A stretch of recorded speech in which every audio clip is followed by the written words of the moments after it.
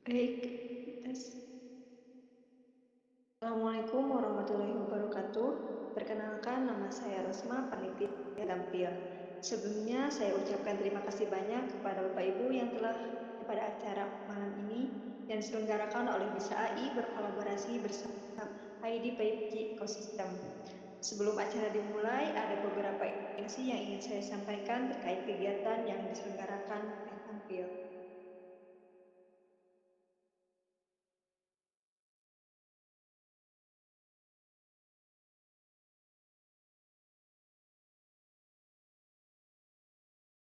Tampil merupakan startup event community yang mengadakan berbagai event webinar melalui platform Tampil yang dapat diakses melalui aplikasi Android, iOS, dan web.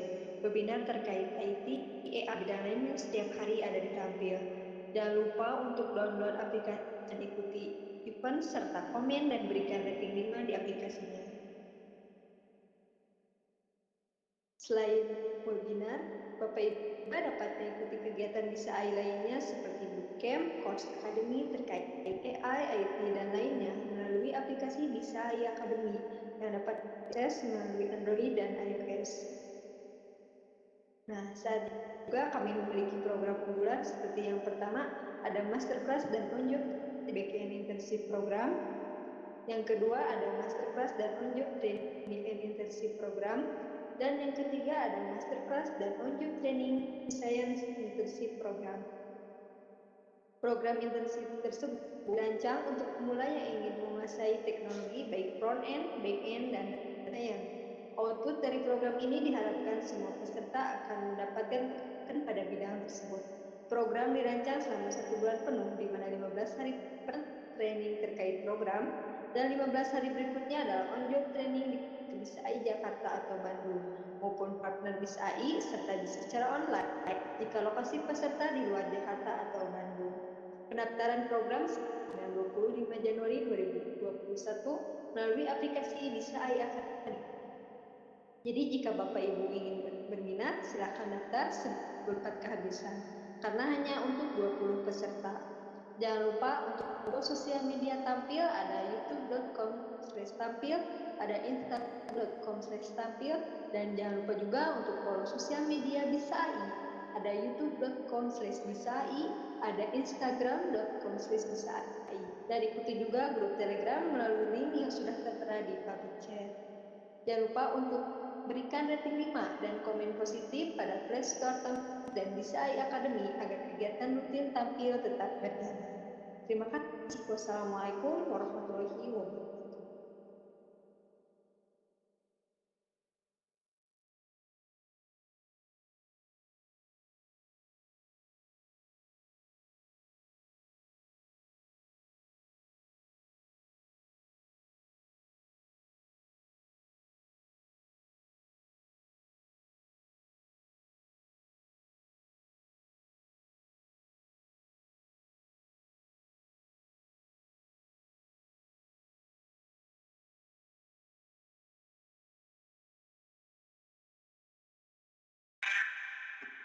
Halo, cek.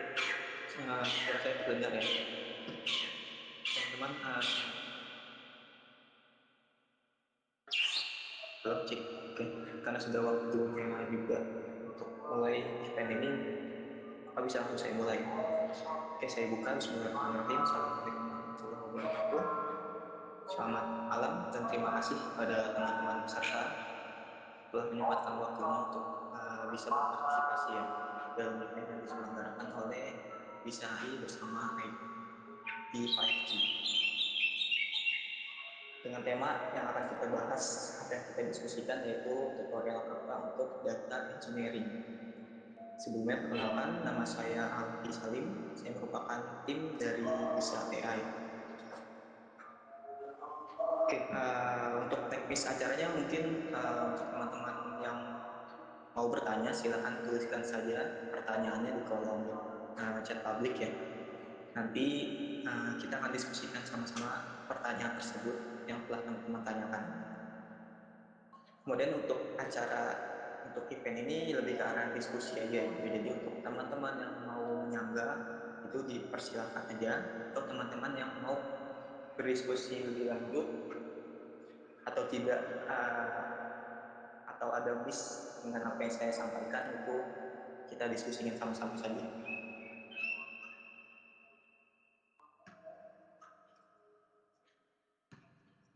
Oke, sebelumnya untuk teman-teman mohon tidak spam chat ya di kolom public chat, nanti pertanyaan dari teman-teman peserta yang lain itu bisa terganggu gitu, jadi nggak kelihatan.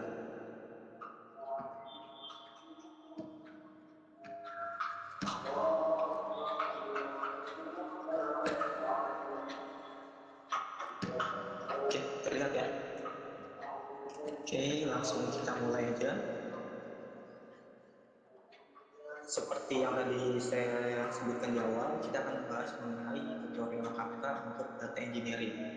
Nah, pada event kali ini itu lebih ini ya, masih ke arah basic aja gitu. Jadi untuk teman-teman yang memang sudah advance di bidang ini, mohon diikuti aja terlebih dahulu gitu.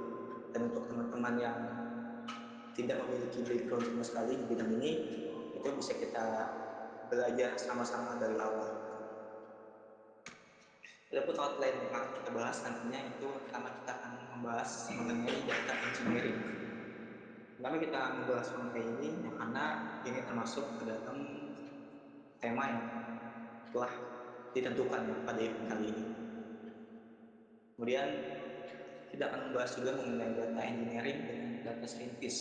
Nah, ini akan kita bahas sedikit perbedaan mengenai data engineering dengan data scientist. Kenapa perlu dibahas? Karena kedua bidang ini masih menjadi rancu nih di kebanyakan orang gitu ya. Kemudian kita lanjut untuk membahas mengenai kata, mulai dari perkenalan terlebih dahulu. Selanjutnya kita akan membahas juga mengenai terminologi yang ada pada Kafka gitu. Jadi sebelum kita lebih jauh mengimplementasikan Kafka, kita harus terlebih dahulu mengetahui istilah-istilah yang ada pada Kafka. Lalu kita akan membahas juga mengenai arsitektur dari Kafka, dan nanti ada sedikit implementasi dari Kafka itu sendiri. Nah, implementasi ini nggak terlalu advance, jadi masih basic aja. Oke, pertama kita akan bahas mengenai data engineering. Kita awali dengan suatu pertanyaan sederhana namun kritis kan. Jadi, apa itu data engineering? Nah, data engineering ini merupakan suatu proses kontinu atau suatu proses berkelanjutan dari mengkoleksi data dari berbagai macam sumber dan menciptakan suatu data yang dapat diekspos kepada tim yang lain atau stakeholder terkait yang membutuhkannya. Dibutuhkannya untuk apa? Dibutuhkannya ini untuk banyak sekali ya. Salah satunya adalah untuk mengimprove suatu bisnis gitu. Jadi sederhananya data engineering ini merupakan suatu proses bagaimana kita mengumpulkan data, membersihkan data menjadi suatu format yang memang dapat digunakan oleh suatu tim tertentu itu atau stakeholder tertentu. Dan kemudian dari kumpulan data tadi yang telah kita proses, kita bersihkan, itu bisa untuk membentuk suatu proses dalam suatu perusahaan misalnya seperti itu. Nah, kalau teman-teman lihat sini ada gambarnya di bawah. Itu kalau kita baca ini dari data source atau dari sumber data yang berbagai macam sumber, itu terbagi menjadi dua proses, yaitu ada data storage dan ada real time message ingestion. Nah, data storage ini ya berarti kita menyimpan datanya dari berbagai macam sumber. Kalau real time message ingestion ini berarti kita langsung melakukan streaming pada datanya gitu ya. Nah, ini artinya kita memproses atau mengonsumsi data secara terus-menerus. Nah, kalau dari data storage itu berarti kita memprosesnya melalui batch per batch gitu. Jadi dari data storage yang banyak ya, yang bertera-terabyte itu, nggak mungkin kita langsung memproses satu sekaligus gitu. Jadi kita harus bagi per batch dulu untuk memprosesnya. Kemudian kalau dari real time ingestion itu ya kita streaming aja. Kemudian kita bisa menganalisa datanya, lalu kita bisa menghasilkan suatu reporting tertentu untuk mendapatkan, untuk di expose gitu ya datanya ke tim lain agar mendapatkan suatu insight dan bisa meningkatkan bisnisnya gitu. Nah, data engineering ini, proses data engineering ini sebenarnya sangat dibutuhkan ya bagi suatu perusahaan, karena bisa kita lihat dari impact yang diberikan oleh proses data engineering ini cukup besar ya bagi perusahaan itu sendiri gitu. Lalu siapa data engineer itu? Data engineer ya tentu saja orang yang melakukan proses data engineering.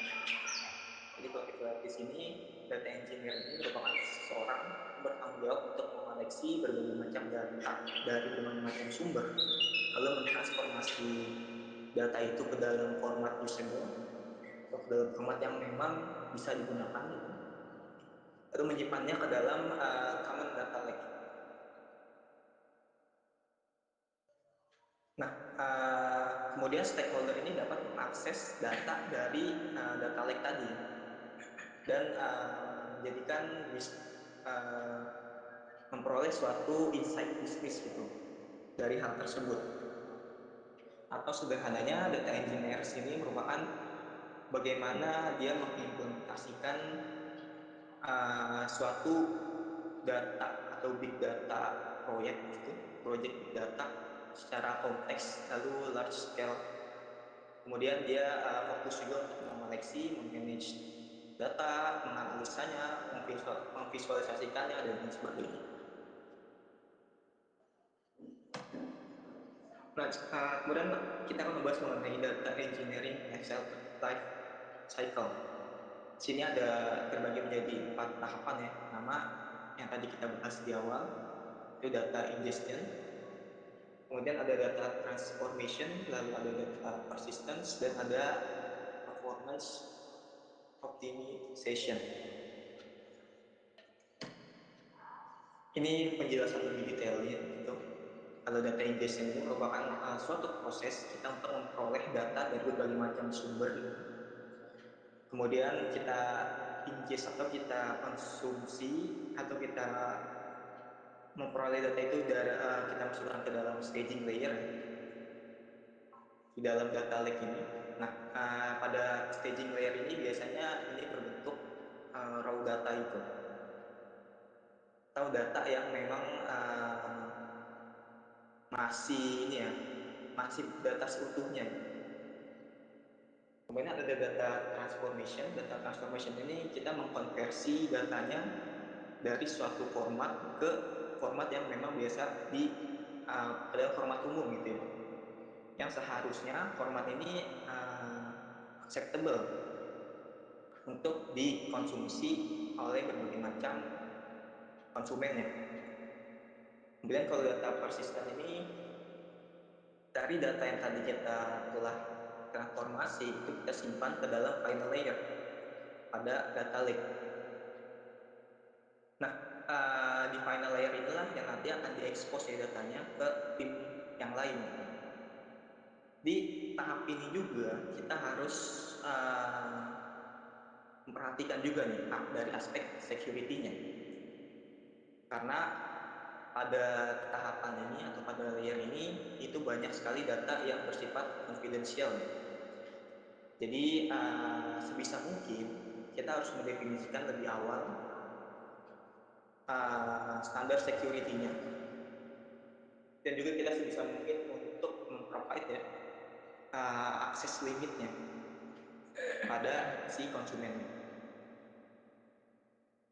Yang terakhir ini ada optimization, jadi bagaimana kita mengoptimasi ketiga proses tadi ya, agar data engineering life cycle-nya ini semakin powerful gitu, performanya.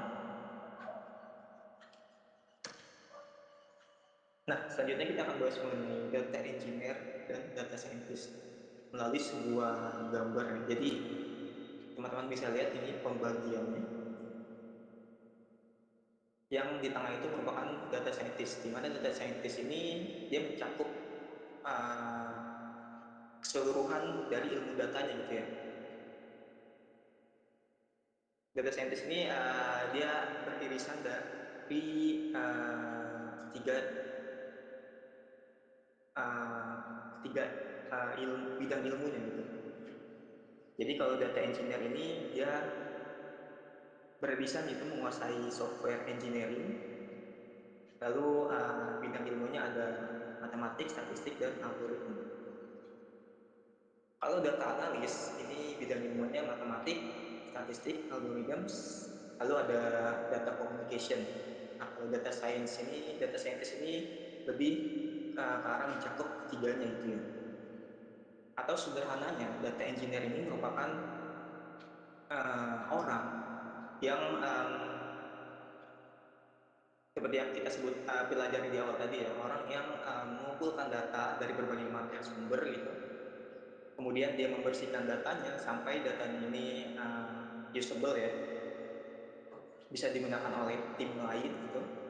Lalu kalau datanya sudah rapi, itu sudah bersih, data ini bisa digunakan atau bisa diekspos gitu ke tim data scientist-nya. Nah, data scientist-nya ini yang nanti akan menganalisa dari data ini apa sih insight yang bisa kita dapat gitu, untuk bisa berdampak pada suatu hal tertentu gitu, seperti itu ya.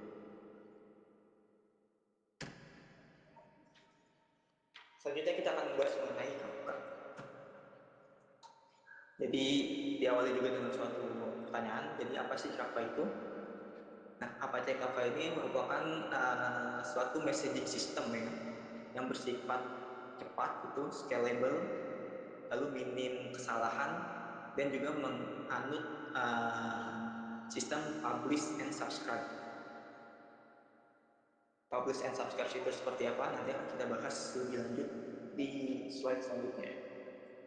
Atau sederhananya, Kafka ini merupakan messaging system yang menganut publish dan subscribe yang terdistribusi gitu. Di mana messaging system ini dia mengandung suatu feed, feed message gitu ya, yang bisa dalam suatu partisi dan topik yang direplikasi gitu. Jadi intinya messaging system ini dia menganut sistem publish and subscribe, itu terdistribusi, yang mana semua message-nya ini akan disimpan ke dalam suatu topik. Nah, topiknya ini bisa dipartisi gitu, atau bisa direplikasi sesuai dengan kebutuhan dari case yang kita hadapi. Nah, lalu messaging system itu apa? Messaging system ini merupakan sistem yang dapat kita gunakan ya untuk bisa mengirim suatu pesan antar proses dari aplikasi dan server. Jadi biasanya pada suatu aplikasi itu atau suatu sistem itu terdiri dari ini, aplikasi dan servernya gitu. Nah, dari kedua aplikasi ini itu bisa kita bertukar data satu sama lain melalui sebuah messaging system ini. Selanjutnya akan kita bahas mengenai Kafka terminologi. Jadi sebelum jauh lebih lanjut kita membahas mengenai Kafka dan nanti ada implementasinya juga, kita harus tahu terlebih dahulu terminologinya. Yang pertama, dalam Kafka itu ada yang kita sebut sebagai produser. Nah, produser ini adalah aplikasi yang mengirimkan pesan. Jadi aplikasi yang menembak atau mengirimkan pesan secara terus-menerus ke Apache Kafka-nya, yang nanti akan disimpan ke dalam topik. Kemudian ada yang disebut sebagai consumer. Consumer ini merupakan aplikasi yang menerima datanya. Jadi kalau sudah si produser ini sudah mengirimkan message gitu, lalu disimpan, kemudian si consumernya yang akan mengkonsumsi message tersebut. Lalu ada message ini merupakan suatu informasi yang dikirim oleh si produser tadi ya kepada consumer melalui Apache Kafka.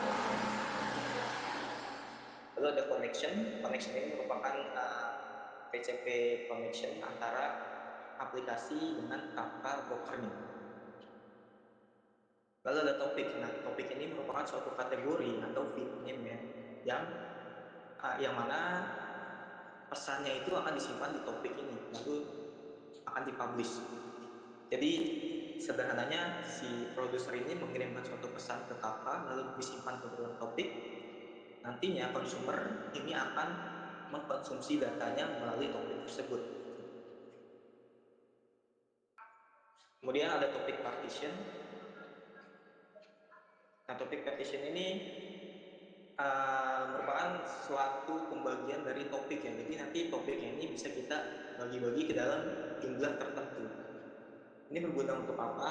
Ini sangat berguna untuk meningkatkan performa ya. Jadi kita nggak hanya meload atau membebani satu topik aja gitu untuk banyak message. Kita bisa membagi topik-topik ini dalam beberapa partisi. Lalu ada replika. Nah, replika ini merupakan partisi untuk membackup partisi dari topiknya gitu. Jadi si replika ini fungsinya ya untuk membackup data dari suatu partisi-partisi tertentu yang ada pada topik. Nah, si replika ini tidak bisa nggak pernah ini ya, nggak pernah membaca data atau menulis data. Dia berfungsi hanya untuk membackup datanya aja. Tujuannya apa? Tujuannya untuk mencegah kehilangan data. Tadi kita pelajari di awal gitu. Lalu ada consumer group. Nah, consumer group ini include ke dalam suatu proses mengkonsumsi data ya. Jadi intinya kalau consumer group ini kita menjadikan atau membentuk suatu grup dari sekumpulan konsumer yang uh, mengambil data pada topik yang sama gitu. Jadi tujuannya apa? Tujuannya agar tidak ada data yang redundant antar konsumernya gitu. Jadi tidak ada data yang sama itu yang dikonsumsi oleh semua konsumernya. Jadi masing-masing konsumer ini dia bertugas untuk mengkonsumsi datanya dari partisi tertentu aja. Tujuannya agar tidak ada data yang redundant. Lalu ada offset. Offset ini merupakan unique identifier ya, yang merecord dalam partisinya.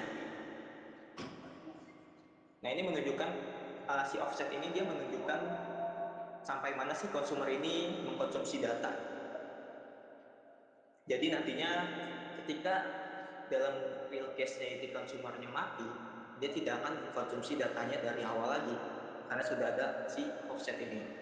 Jadi nanti dia akan mengkonsumsi data yang memang belum dikonsumsi aja.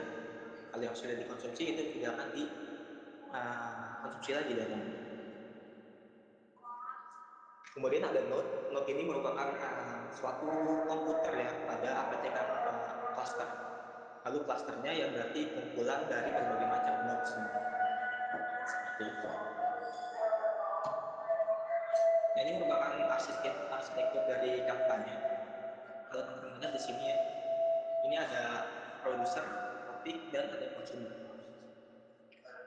Jadi di sini ada pada gambar ini ada dua produser ya. Jadi produser A dan produser B, dia mengirimkan data atau mengirimkan message ke dalam suatu topik yang kita namai sebagai my topic. Nah, di dalam my topic ini itu dibagi ke dalam beberapa partisi. Jadi topik ini dia terbagi ke dalam 3 partisi. Ada partisi 1, partisi 2, dan partisi 3. Kemudian produser A ini dia mempublish datanya ke dalam my topic pada partisi 1 dan partisi 2. Oke. Kemudian produser B ini dia mempublish datanya atau mengirimkan datanya hanya pada partisi 3. Ini yang tadi kita pelajari di awal ya. Bagaimana pentingnya suatu partisi pada topik untuk meningkatkan performa. Kemudian ada 3 consumer nih, consumer A, B, dan C. Consumer A ini dia mengkonsumsi data dari partisi 1 dan 2. Consumer B dari partisi 1 dan 2 juga. Kemudian kalau consumer C itu hanya dari partisi 3. Nah ini bisa kita bilang sebagai ini kalau ini konsumer ada A, B, C ini kita jadikan sebagai consumer group. Nah ini harusnya tidak seperti ini. Jadi dia tidak mengkonsumsi data dari partisi pada topik yang sama. Tujuannya apa? Tujuannya tadi saya sebutkan di awal agar tidak ada data yang sama yang dikonsumsi dua kali gitu, atau agar mencegah adanya data yang redundant.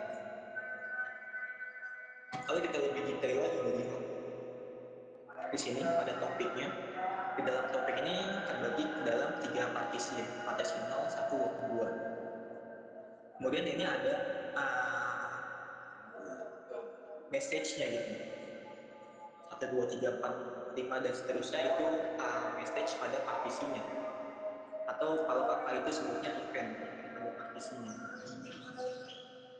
Kemudian ini si datanya atau si message-nya ini dikonsumsi atau dipublish untuk disimpan ke dalam topiknya. Ini kalau teman-teman lihat ya di sini ada old dan new. Jadi dia terus mempublish datanya gitu. Datanya menjadi uh, suatu stack ya gitu. Nantinya si consumer ini dia akan mengambil datanya mulai dari yang si old ini.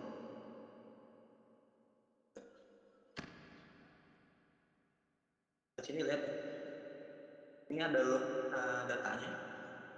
Kemudian ini ada offset 5, offset 7. Nah, ini offset ini berarti ini suatu uh, yang menandai ya, suatu hal yang menandai bahwa si konsumer ini telah mengkonsumsi data pada topik tertentu pada offset yang ke-5.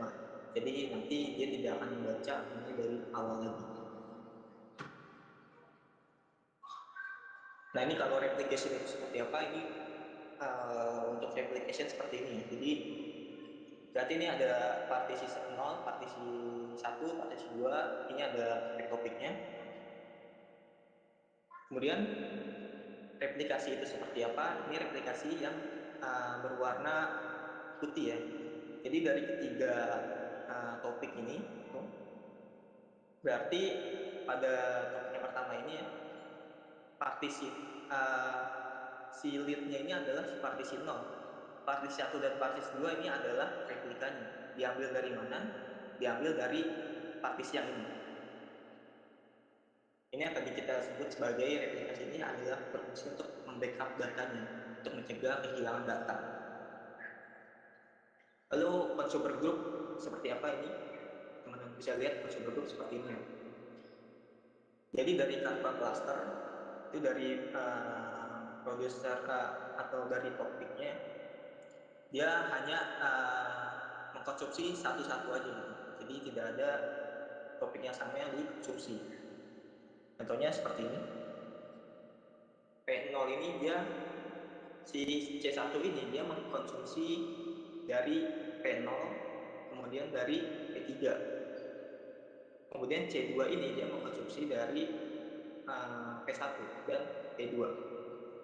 Jadi tidak ada consumer yang mengkonsumsi topik yang sama atau partisi yang sama pada topiknya. Begitu juga pada consumer B. Nah ini juga cukup penting ya consumer group untuk mengimprove performanya. Oke, selanjutnya kita masuk ke dalam implementasi sederhana dari si kakaknya ini sendiri.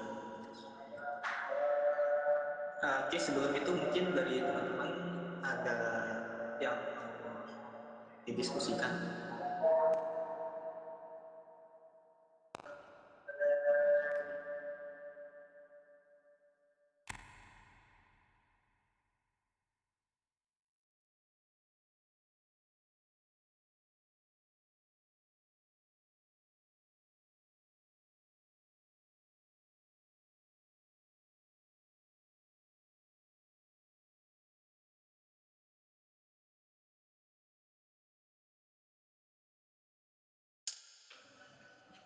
Oke, kalau tidak ada, kita bisa lanjut ya. Untuk materinya nanti bisa ditanyakan lebih lanjut oleh pada panitia ya.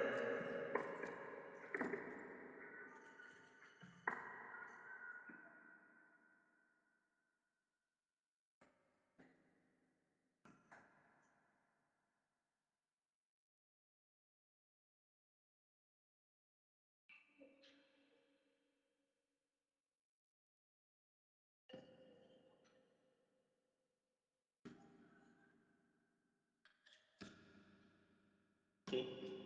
Ini teman-teman bisa buka aja dokumentasinya dari si kakak ini di sini.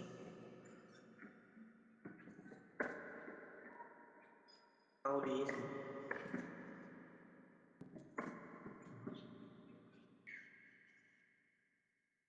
Kemudian kalau kita lihat ya, ini teman-teman bisa langsung download aja si kakaknya. Jadi kalau teman-teman sudah download, itu akan penampakannya akan seperti ini.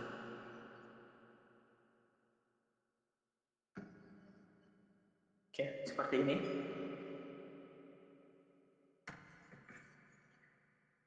Jadi kalau teman-teman download dan unzip, itu nanti akan terdownload seperti ini nih, direktorinya. Kemudian ada bin. Nah, bin inilah yang nanti akan kita gunakan ya. Nah, kalau teman-teman yang menggunakan Windows, ini juga ada versi Windows-nya gitu. Ini sebenarnya cukup mudah ya. Jadi kan kalau kakak ini dia sebenarnya based on Java ya. Tapi ada kalau teman-teman mau menggunakan ini pada bahasa pemrograman lain itu bisa juga gitu. Karena si Java ini sudah banyak drivernya untuk bahasa-bahasa pemrograman yang lain. Sudah disediakan juga dan open source. Oke, mungkin setelah teman-teman download, itu teman-teman bisa jalankan aja server si Zookeeper-nya gitu. Jadi si kakak ini dia membutuhkan Zookeeper, Zookeeper server untuk menjalankan si EKK-nya. Jadi yang pertama kita harus jalankan adalah si Zookeeper-nya. Nah, kalau teman-teman menggunakan Linux gitu, ini langsung di copy aja perintah ini, kemudian di command prompt atau di terminalnya uh, change directory dulu ke folder kakaknya ya. Kemudian dipaste aja lalu dijalankan. Tapi kalau untuk teman-teman yang menggunakan Windows, ini ada beberapa penyesuaian. Jadi kita masuk dulu ke dalam folder Windows-nya.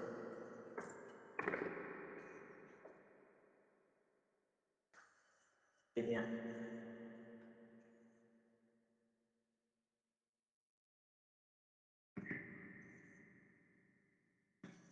Oke, berarti kalau sudah seperti ini, si server Zookeeper-nya ini sudah berhasil kita jalankan. Kemudian, step selanjutnya adalah kita nyalakan juga si server kakaknya menggunakan perintah ini. Ya. Dan kita buka terminal yang baru.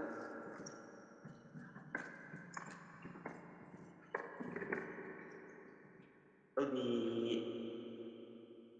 paste aja. Itu karena saya menggunakan Windows, kita masuk ke dalam directory Windows-nya. Lalu ekstensi filenya kita ubah jadi get.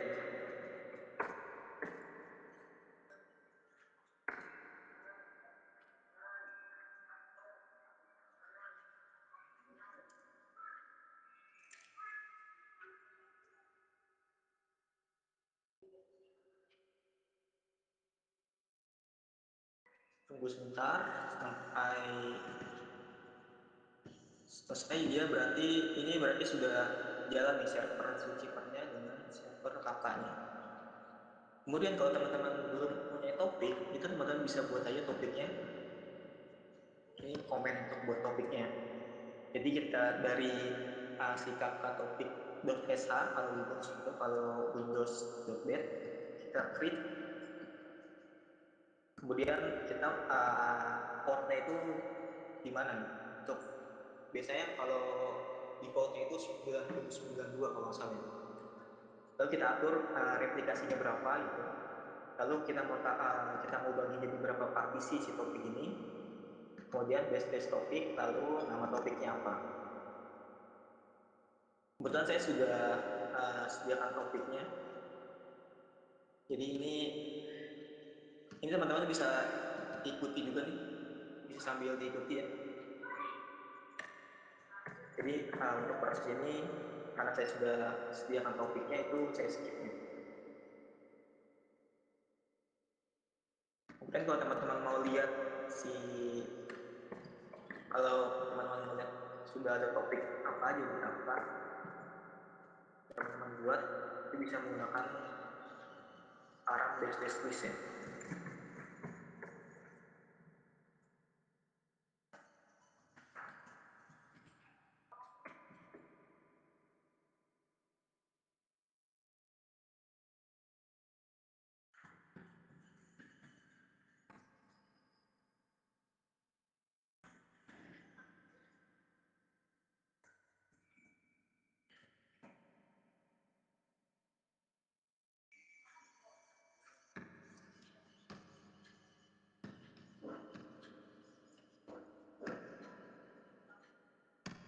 Oke, sambil nunggu. Nah ini kalau teman-teman mau tes sebagai produser, itu tinggal dijalankan aja komenan ini. Jadi sebenarnya semua prosesnya itu sudah disediakan gitu ketika kita telah download si Kafka-nya ini. Di mana di sini ya, di bin ini. Jadi tinggal di running aja sebenarnya. Lalu kita tambahkan sesuai dengan kebutuhan kita gitu. Ini kalau kita jalankan RTO ini.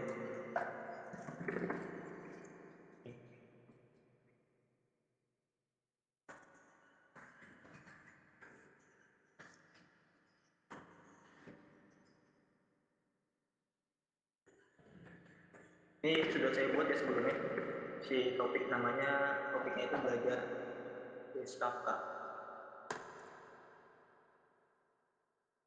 Nah, ini berarti teman-teman sudah membuka suatu aplikasi yang berperan sebagai produser. Lalu teman-teman tinggal kirimkan aja data apapun gitu. Mau itu data tabular, data raw data gitu ya, atau bisa juga kirimkan foto, video dan lain sebagainya. Jadi sebagai contoh misalkan data 1. Berarti saya mengirimkan message dengan isi message-nya itu adalah data 1, data 2, data 3 gitu ya. Dan seterusnya gitu. Apapun ya bisa dikirimkan ke topiknya. Ini berarti kita telah mempublish datanya.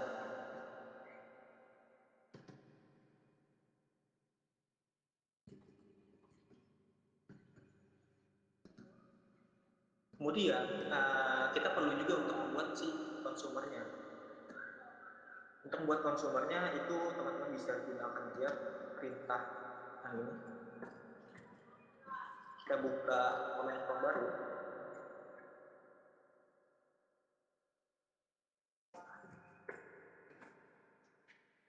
Di copy aja komennya.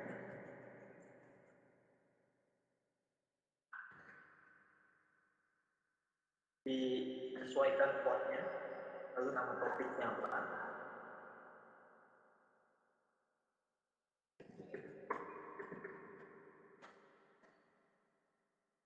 Kemudian kita mau konsumsi datanya mulai dari apa parameter ini. Kalau ini berarti kita mau konsumsi mulai dari awal.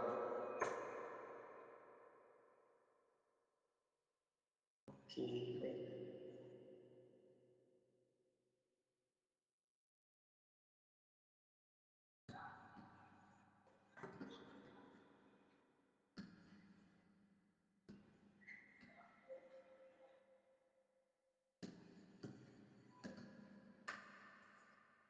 Ini ada dua dokumentasinya, jadi kalau untuk teman-teman ada error itu dicoba aja di dokumentasi yang lain.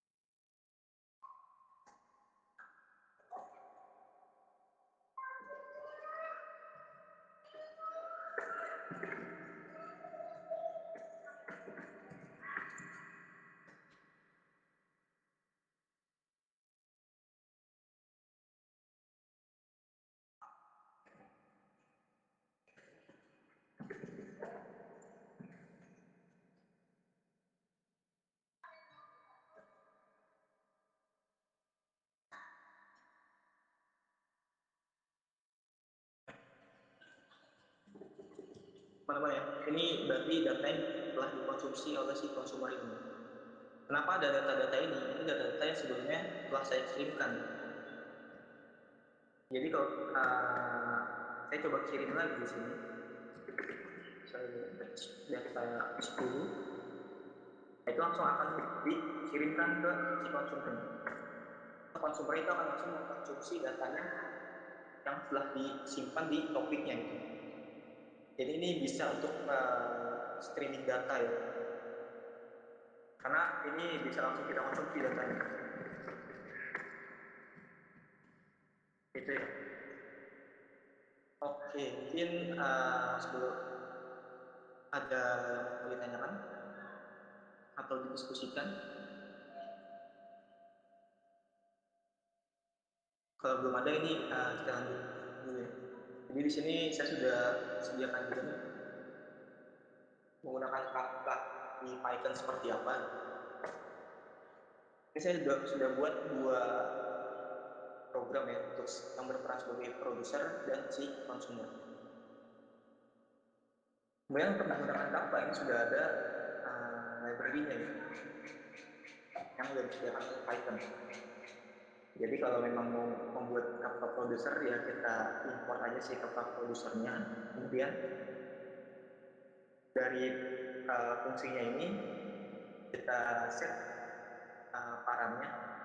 Kita mau server si Bootstrap ini di port keberapa gitu ya. Kemudian di sini saya coba untuk mengirimkan sebuah video nih. Saya mengirimkan sebuah video, lalu disimpan di topiknya gitu. Nah ini bisa untuk streaming video gitu ya. Kemudian saya looping si videonya gitu. Kemudian tiap frame-nya ini saya encode gitu. Lalu saya jadikan ke bentuk bytes ya, agar lebih uh, cepat dikirimnya gitu. Kemudian dari data ini, berarti dari data frame yang sudah saya convert menjadi untuk bytes ini, saya send ke produser yang tadi telah saya set di awal. Dengan nama topiknya itu video stream. Lalu saya encode ke dalam base64 agar dia menjadi string gitu. Nah berarti kalau saya running program ini, dia mengirimkan si base64 ini frame by frame-nya gitu. Jadi frame by frame ini akan dikonversi ke dalam base64 lalu dipublish ke dalam topiknya. Nama topiknya video stream. Kemudian kalau saya buat sebuah consumer di mana si consumer ini dia mengkonsumsi data dari topik video stream yang mana sama dengan ini ya. Kemudian server Bootstrap-nya sama, portnya 9092. Ya berarti di sini saya coba untuk langsung men-show videonya gitu. Berarti dari message ini, dari consumer ini berarti dia mengandung sebuah message-nya. Jadi message-nya itu kita looping, Kemudian dari kan tadi kita publish bentuknya itu formatnya base64 ya. Ya berarti kita encode dulu, kita decode dulu base64-nya ke dalam value yang sebenarnya gitu. Kemudian kita jadikan dia kembali ke bentuk frame. Lalu kita decode lagi. Jadi dari base64 ini kita kembalikan dia ke bentuk aslinya gitu, yaitu berbentuk frame. Lalu dari frame ini kita show gitu. Nah, nanti dia akan memproses frame by frame-nya gitu. Jadi nanti dia akan menampilkan frame by frame-nya melalui sebuah topik. Nah, ini kita bisa lakukan untuk video streaming. Kalau saya coba jalankan ya, saya nggak tahu error apa enggak nih, karena sudah lama juga programnya, jadi mungkin ada beberapa topik yang nanti akan bentrok.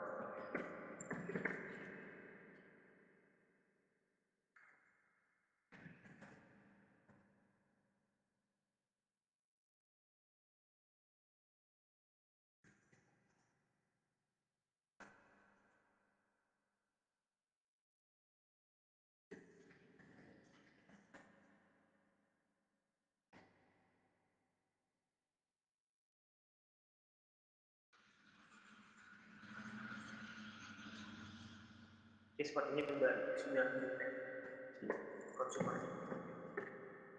Berarti konsumer ini dia sudah siap untuk mengkonsumsi data apapun yang dikirim ke dalam topik gitu.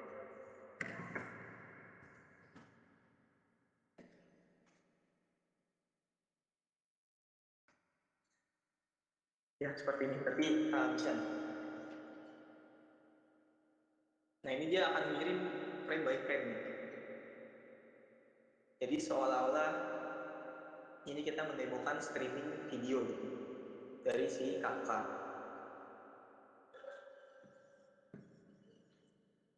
Kayaknya agak lama karena komputasi saya standar aja gitu. Jadi mungkin agak lama nih. Tapi intinya seperti itu ya teman-teman. Jadi ini bisa kita gunakan untuk berbagai macam hal, terutama untuk hal-hal yang memang memerlukan suatu message broker untuk mempercepat performa dari aplikasi kita atau sistem yang kita buat.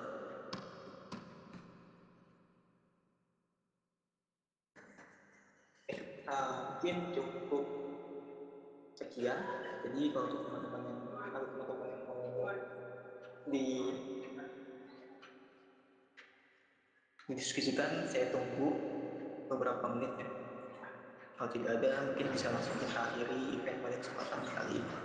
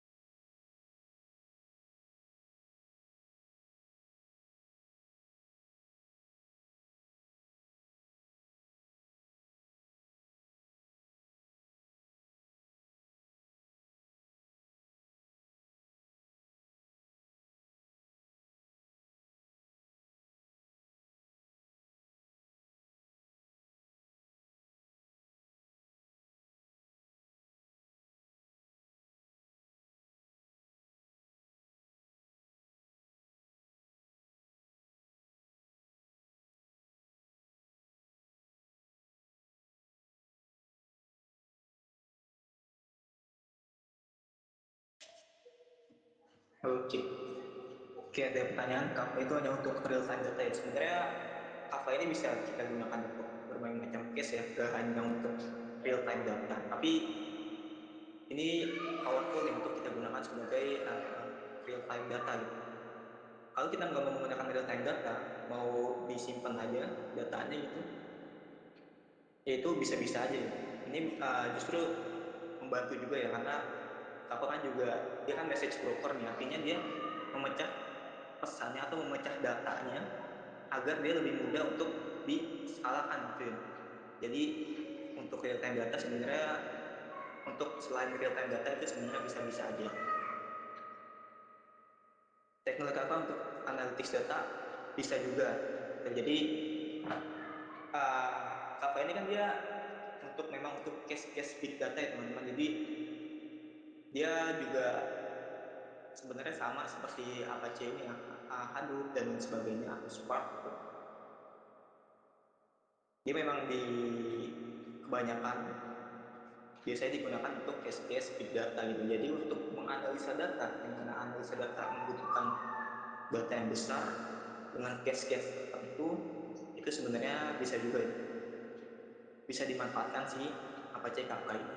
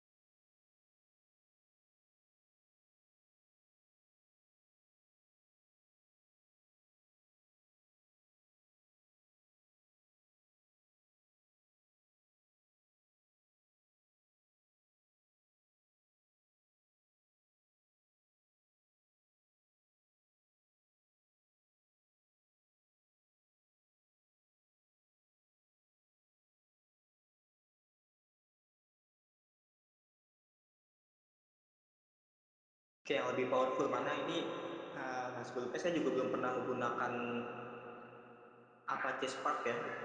Jadi kalau untuk lebih powerful yang mana, ini teman-teman bisa explore sendiri aja gitu. Karena setahu saya masing-masing dari tools ini mempunyai kelebihan dan kekurangan masing-masing ya. Tuh, jadi teman-teman bisa explore sendiri aja sesuai dengan case yang teman-teman hadapi.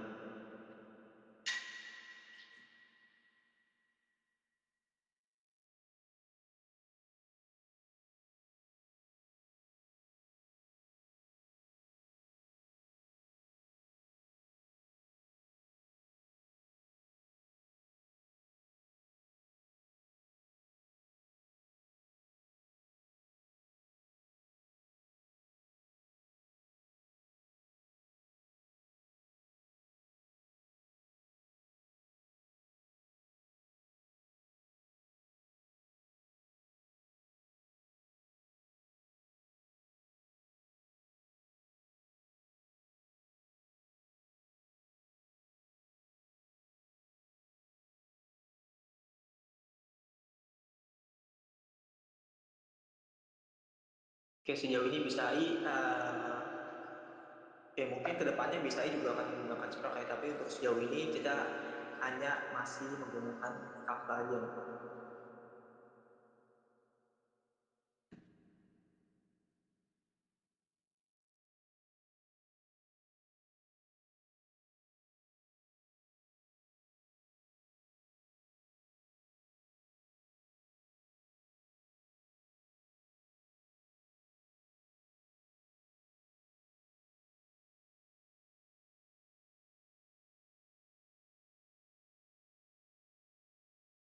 Oke, apakah ada yang mau kita diskusikan lagi sebelum saya tutup? Contoh penerapan dalam video analytics. Oke, jadi teman-teman, kalau untuk video analytics itu kita membutuhkan suatu resource yang besar banget ya. Besarnya seperti apa ya? Besar karena kita harus mengirimkan data berupa video frame by frame-nya itu mungkin juga besar ya. Kemudian belum lagi kita untuk menganalisa datanya, menganalisa si video itu. Kalau juga menganalisanya itu kita menggunakan suatu model AI gitu, yang tentu saja juga menggunakan komputasi yang besar, itu juga perlu memakan waktu yang banyak dan juga komputasi yang besar ya gitu. Jadi si Apache Kafka ini bisa kita gunakan untuk mengakali istilahnya, untuk mengakali video kita, video yang kita analisa itu menjadi real time. Caranya seperti apa? Jadi kita buat aja prosesnya menjadi paralel. Kemudian itu mungkin ya logiknya mungkin per 5 detik itu nanti akan ada jeda sekitar 5 detik ya dari jadi nggak hitungannya dia akan nanti akan ada jeda misalnya 5 sampai 10 detik gitu.